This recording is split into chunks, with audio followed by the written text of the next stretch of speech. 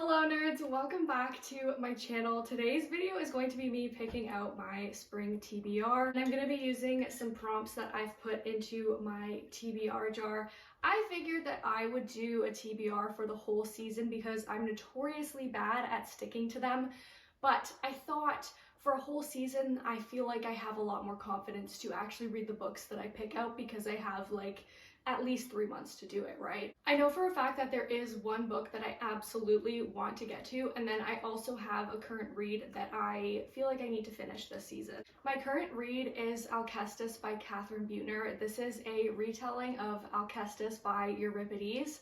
I love Greek mythology. I never get sick of it. It doesn't matter how many times I reread the myths. I always have a good time. I'm about like 85% of the way done. So I'll definitely finish that probably by the end of April. And then I'll talk about it in my April wrap up. By the way, I'm not doing a March wrap up because I read only 3 books and they were all Hunger Games books. You guys already know how I feel about the Hunger Games. I love them so much. They're all 6-star reads, so I don't feel like I need to do a full review for all of these books. And that way, by not filming a March wrap-up, I can focus more on working on my script for my second theory video about the Hunger Games, which I'm really hoping will come out mid-April. I'm about a third done my script, and then I have to film edit, which takes a long time because I have a lot to say. But yeah, in March I finished Mockingjay, and then I read The Ballad of Songbirds and Snakes, and I read Sunrise on the Reaping. Loved it. It was awesome. Okay, so the book that I absolutely want to get to is Immortal Dark by Tigest Girma, and I need to get to this one first because it is from the library and I do have to return it very soon. So this is on my priority TBR. I have heard incredible things about this book and I cannot wait to dive into it. Basically, this is about 2 sisters, Keenan and June. June disappears and Keenan is convinced that she's been kidnapped by vampires, so Keenan infiltrates an elite university to try and save her sister. It's giving dark academia, it's giving spooky season. I know this is a spring TBR, but I do love spooky season. And on the back there's a really good quote. The muscles of his shoulders tensed as if he was preparing for another blow. He was mistaking her accelerated heart rate for fear. She lifted her lashes to him and rested her hands over his. Okay, now for the actual picking of my TBR. I think that I'm only going to pick 4 prompts because that will make my spring TBR 6 books, and I feel like that's pretty doable. And that leaves me a lot of space for mood reading, which I tend to do. Let's pick our first prompt. I'm excited about this one. This prompt says myths retold, so I'm going to pick a mythology retelling. I have tons on my TBR, so let's see what we're gonna do. I've picked my book for Myths Retold. I am going to be reading The Women of Troy by Pat Barker. This is the follow-up to her book, The Silence of the Girls, which I read, I want to say 3 years ago, maybe 4 years ago. Loved it. Still have not read the sequel, so we're gonna get to that. I think it's time. It's been years. But I do think that I need to reread The Silence of the Girls to just kind of jog my memory of what happens. Basically, that book is a retelling of the Trojan War from the perspective of Briseis, who was Achilles' sex slave, his war prize. I'm pretty sure this book is told from her point of view, and it starts after the fall of Troy. So the war has been completed, the Greeks have won, and Troy has fallen. Can't wait for this. Okay, number 2. A book with a pastel colored cover. I honestly don't even know if I have a lot of these. I don't know why I put this prompt in here. I don't have any books that I would consider to have pastel covers, so instead I'm gonna go with a book that I feel like has very pastel vibes. I think that'll make sense in a second when I tell you what the book is. Alice's Adventures in Wonderland and Through the Looking Glass by Lewis Caroll. I read this so long ago, and I don't really remember the plot, and I don't remember if it's similar to the movie or not, so I kind of want to dive back into this.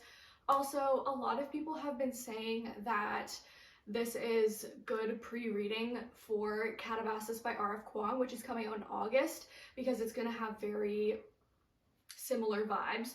So I think I need to read this one in the spring before that comes out late summer. I always loved watching Alice in Wonderland growing up. It was one of my favorite Disney movies along with Cinderella, so I can't wait to jump back into this as an adult. Number 3, let's see what we're working with.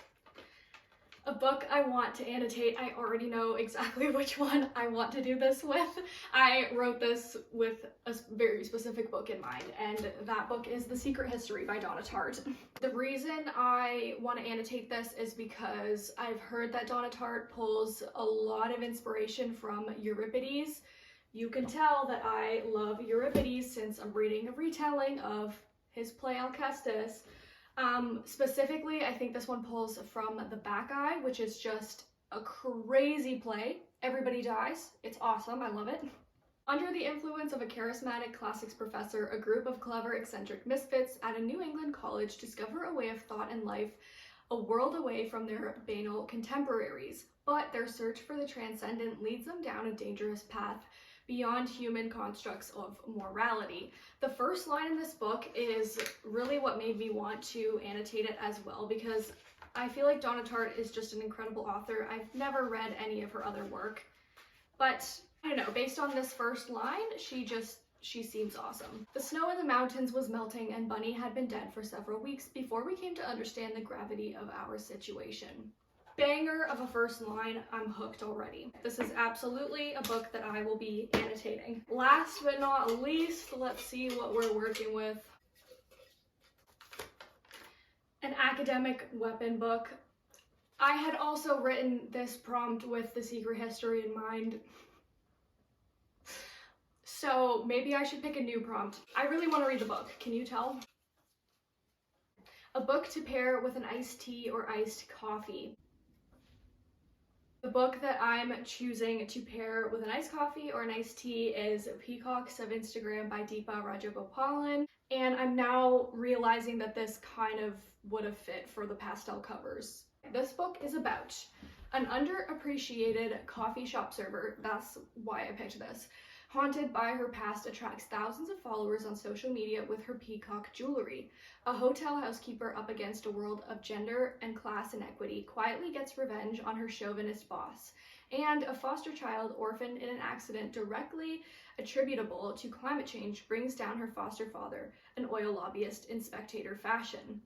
With an intense awareness of privilege and the lack of it, the 14 stunning stories in Peacocks of Instagram explore what it means to be safe, to survive, and to call a place home. This is a short story collection. I typically don't enjoy short story collections, but I am very intrigued by what feels like a broad array of different stories within this collection. Kind of all about very different topics, but I feel like they'll all connect in a very meaningful way by the time that I get to the end of this. I keep picking up short story collections thinking that one day I'm just gonna start enjoying them, and then I never really like what I get.